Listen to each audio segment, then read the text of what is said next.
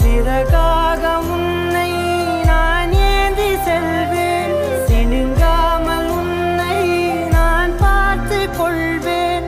ஒரு கோடி இன்பங்கள் உன்னை பார்த்த நொடியில், நான் வாழும் நாள் மட்டும் நீ எந்த மடியில். உன்னை ஈன்ற பொழுதிங்கு கடவுள் தன் முகம் பார்த்த பொழுது உன் பாதம் தொழுது